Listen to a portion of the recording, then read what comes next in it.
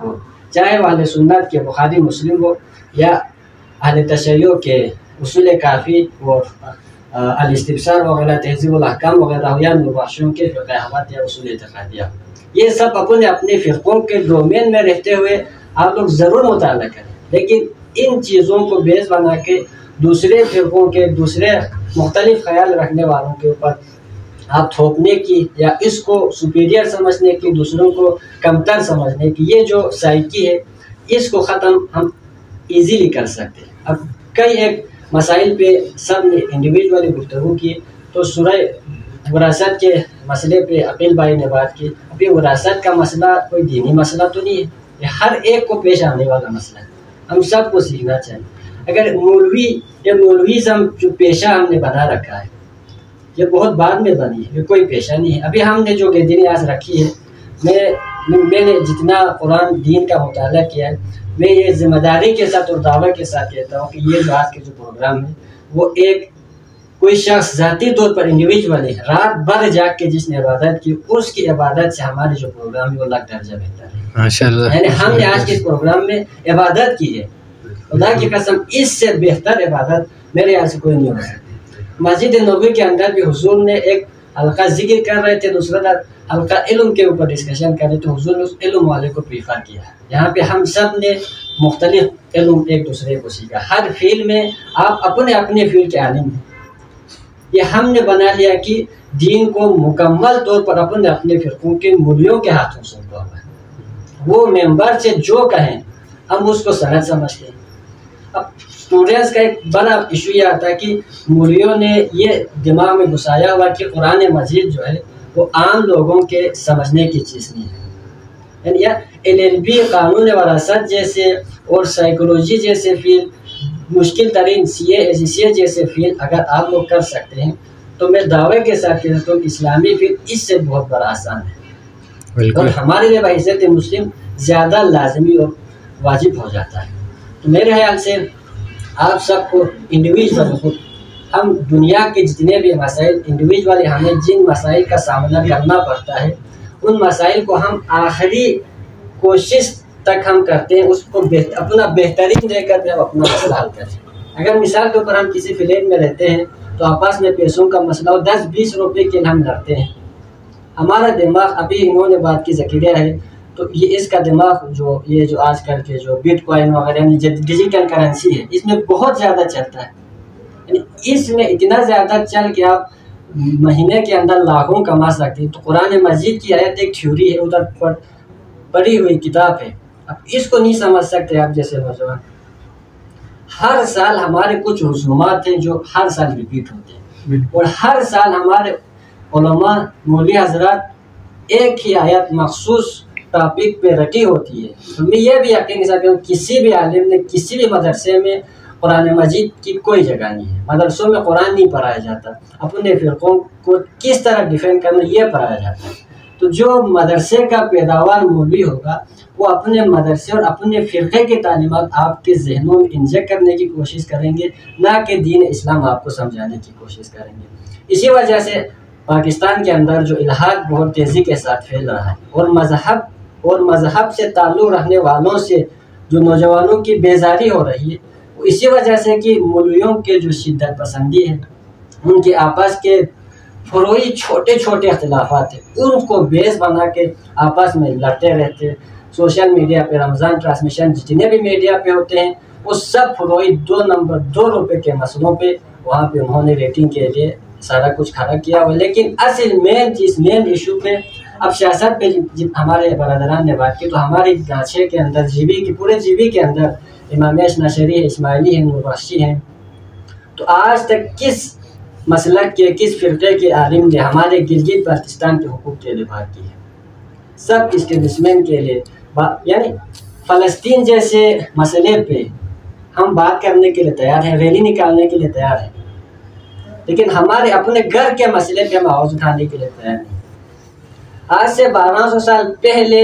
مرے ہوئے یزید پہ ہم لعنت کرتے ہیں کیونکہ آسان ہے، لعنت کرنے میں کون سی بات ہے، لیکن موجودہ وقت کے یزید کے حوالے سے ہم آواز تک نہیں اٹھا، حالانکہ ہمیں پتہ ہے کہ ہم پہ ظلم کون کر رہا ہے، ہم پہ زیادتی کون کر رہا ہے۔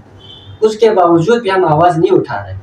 تو پھر ہمارا شمار یزیدی ہو گیا یا حسینی ہو گیا؟ ہم نے اپنے آپ کو اس حد تک دین کے حوالے سے لاشعور اور اپنے آپ کو، اپنے ضمیر کو اس حد تک مردہ کیا ہوا ہے کہ ہم نے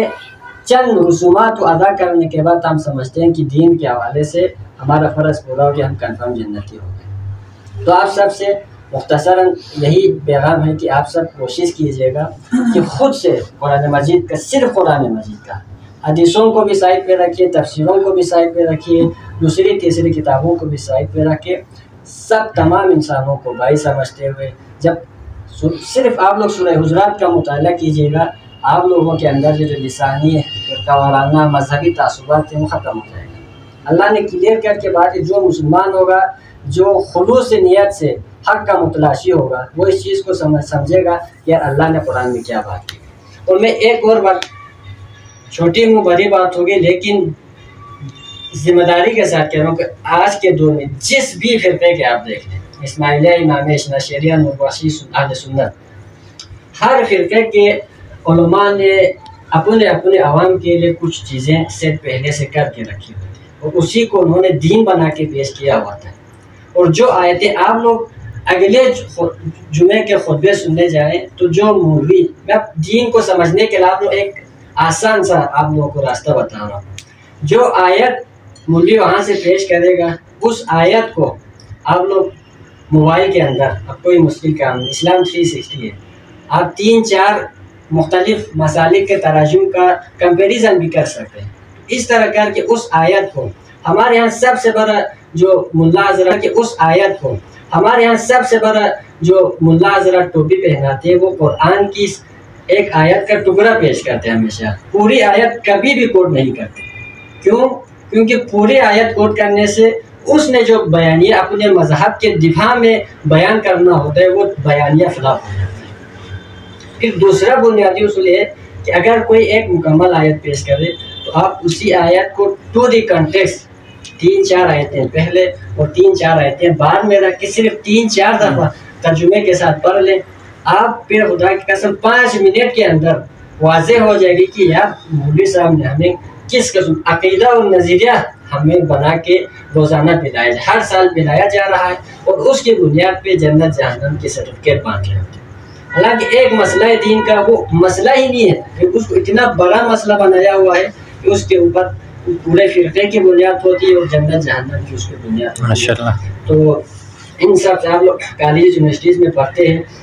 تو جس طرح آج کی یہ محفل عبادت ہے اسی طرح سب سے بڑا جہاد ہے، سب سے بڑی عبادت ہے۔ آپ لوگ اور جتنے پھر کو ایجوکیشن میں پڑھتے ہیں یا اس طرح کے، یعنی فتنے آج کے دور میں بہت زیادہ ہیں، اتنا مطلب آزمائش، امتحان، تو آپ لوگ ان چیزوں سے بچتے ہوئے آپ لوگ اپنے حصول علم میں جاری رکھے ہوئے یہی بہترین عبادت، یعنی اس سے اس کا کوئی متبادل عبادت ہو ہی نہیں سکتا۔ یعنی ہم جو سمجھتے ہیں رمضان کے اندر جنہوں نے راتیں جاگ کر عبادت کی ہیں، شب بیداری کی ہیں، جنہوں نے لاکھوں کی تعداد میں تسبیح پھیرے ہیں، ہم ان کو دیندار سمجھتے ہیں۔ جو جبہ خوبہ داستار تسبیح رکھتے ہیں، ہم ان کو بڑا عبادت گزار اور متقی سمجھتے ہیں، حالانکہ انہوں نے ایک باہر سے ایک لبادہ اوڑھا ہوتا ہے۔ میرے یہاں سے جتنے بھی اسٹوڈنٹس ہیں وہ آپ سب ان سے لاکھ درجہ بہتر ہیں۔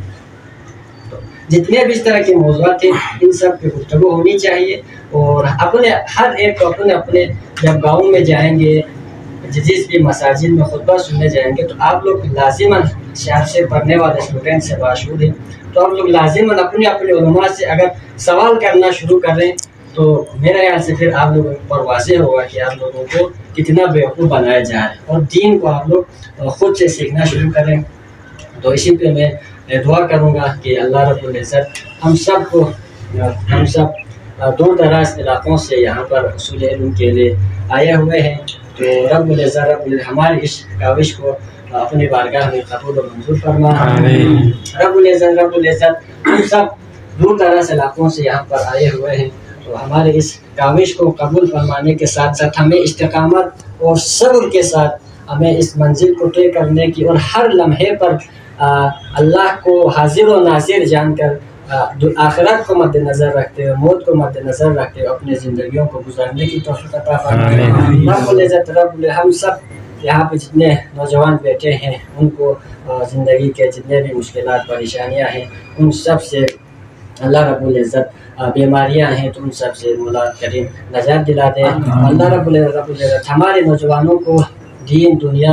دونوں کے حصول علم سے معلومات فرما. اللہ رب العزت ہمارے نوجوانوں کو قرآن و سنت کی تعلیمات کے مطابق عمل کرتے ہوئے اپنے دین و دنیا کو ساتھ لے کر چلنے کی اور بروز حشر